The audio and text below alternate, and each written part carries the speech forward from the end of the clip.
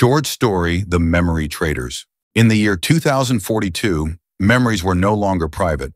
A groundbreaking technology called NeuroVaults allowed people to store, buy, or sell their memories like digital files. It was a booming industry, with some trading mundane moments for fortunes and others erasing painful pasts altogether. Amira, a struggling artist in New Jakarta, had never owned a NeuroVault. She couldn't afford one, nor did she trust the idea of tampering with her mind. But one fateful evening, after her landlord gave her a final eviction notice, desperation led her to the local memory exchange. The small, dimly lit shop smelled of burnt wires and stale coffee. Rows of glowing capsules lined the walls, each containing fragments of other people's lives: weddings, graduations, vacations. Behind the counter stood Ryan, a lanky young trader with sharp eyes and a sly grin. "First time?" he asked, sliding a contract across the counter. Amira hesitated, staring at the fine print. "What happens to the memories I sell?" "They're wiped from your mind but stored safely here. Buyers relive them like a movie they can't pause." "Don't worry, you won't feel a thing," Amira frowned. "And if I change my mind?" Ryan chuckled. "No refunds, no takebacks. Memories are valuable because they're rare. Once they're gone, they're gone." Swallowing her nerves, Amira signed. She sold a childhood memory of her mother teaching her to paint. It earned her enough for a month's rent, but something felt off. Weeks passed, and Amira noticed gaps in her mind. Her art lacked its usual spark, and she struggled to recall the emotions that once drove her work. One day, as she walked past a cafe, she froze. Inside, a man was laughing, holding up a holographic display, a perfect recreation of her memory. Anger boiled in her chest.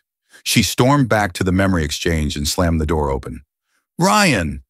He appeared from the back room, unfazed by her rage. "Ah, the artist returns. What can I do for you? You sold my memory to someone who's flaunting it like a cheap souvenir." Ryan leaned against the counter, arms crossed. "That's how this works, sweetheart. You didn't just sell a memory, you sold a story. If someone's enjoying it, isn't that better than it gathering dust in your head?" "It was mine," she snapped. "And now it's not," he replied coolly. "But if it's bothering you, you could always buy it back. Special discount for former owners." Amira glared at him. "How much?" Ryan named a price so high it made her laugh bitterly. "You're insane. You're the one who came back." Determined to reclaim what she'd lost, Amira started researching NeuroVault tech. She learned about memory ghosting, a risky method of duplicating stored memories without buying them back. Rumors led her to a rogue coder named Cade. In a cluttered underground lab, Cade examined the holographic display Amira had secretly recorded at the cafe. "This is tricky," he said, rubbing his chin. "You're asking for a digital clone of an emotional imprint. Even if I get it back, it might feel incomplete." "I'll take that risk," Amira said firmly. As Cade worked, they talked. "Why is this memory so important?" he asked.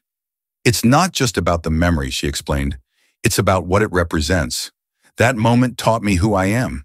Without it, I'm lost." Cade nodded. "We're all a patchwork of our memories. Take one away and the whole thing starts unraveling." The process worked, partially. Amira recovered fragments of the memory, but they were hazy, like a faded photograph.